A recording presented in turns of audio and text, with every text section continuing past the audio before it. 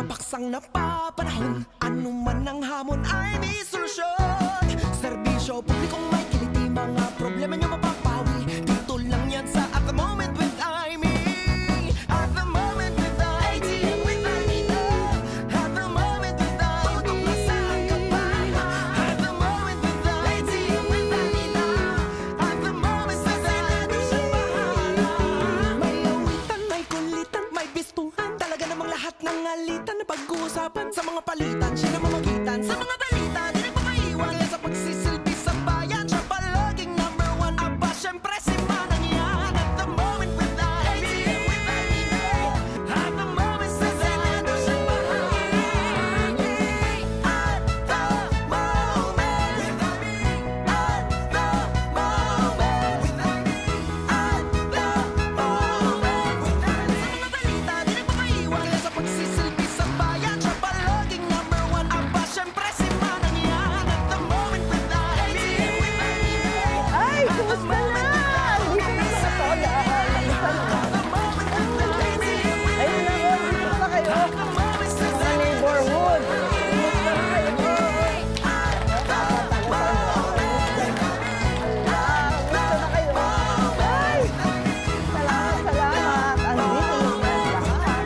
Linggo ng hapon na naman. At hindi basta-bastang linggo to. Sabihin na natin na extra special day today kasi Father's Day! Happy Father's Day po sa lahat ng tatay at nagpapakatatay sa buong mundo. Relax lang po kayo dahil kami ang bahala sa bonding, kulitan, kwentuhan at may konting gift giving. Aksyon, tulong, misyon. Yan ang ihahatid namin sa inyo. Ano ba ang latest? Ano ba ang hottest topic? Ano ba ang uso? At the moment, naku, kahit ano pa ba yan, basta involved ang bayan, kailangan magka-moment yan.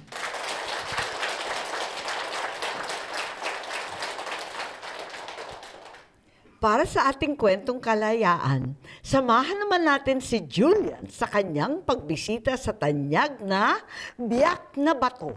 Bahagi ng kasaysayan ng kasarinlan ng bawat Pilipino. Julian, i-moment mo na yan!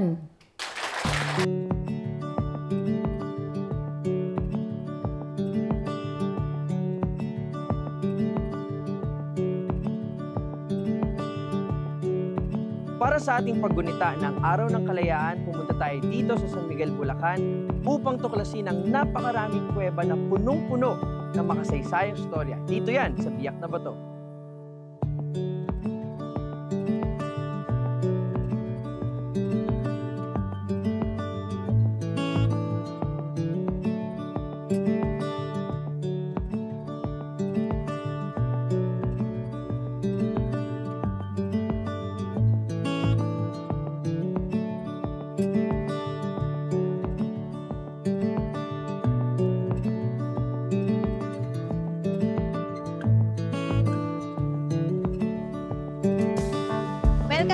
Dito sa Biak na Bato National Park, ito yung Aguinaldo Cave.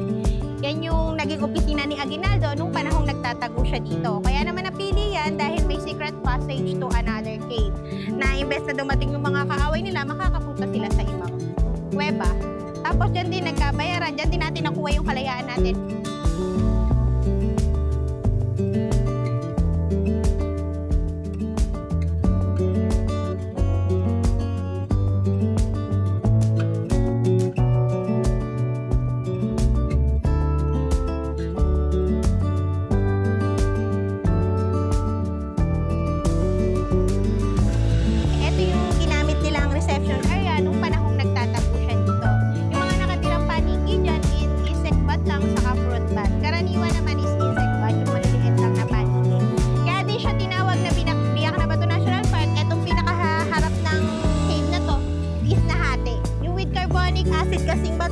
Nakakatunaw po siya ng bato. Hindi naman siya bigla-biglang masisira. Yan po yung mga parts na yan. Yan yung tinatawag nating collapse lang. Yan na po yung galing na sa isang kalahati ng bundok siya. Kaya siya tinawag na biak na bato. Dinaanan siya ng balahon. May malaking puno doon. yun yung ginamit nila is the O3. Yun yung ginamit nilang watchtower nung panahong nagtatago sila dito. Sa itaas kasi makikita natin yung pinaka-buong area ng biyak na.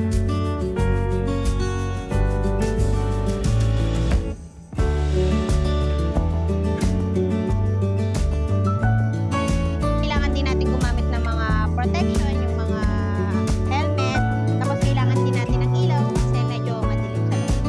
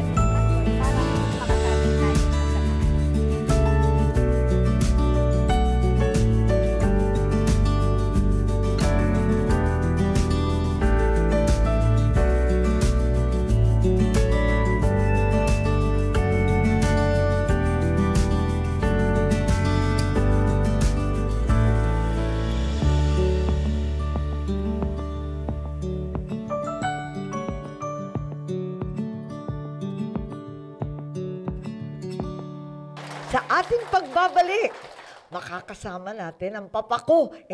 Dahil sa sobrang galing, namalikmata yata ako. Dito lang yan sa ATM. At the Moment with Aimee.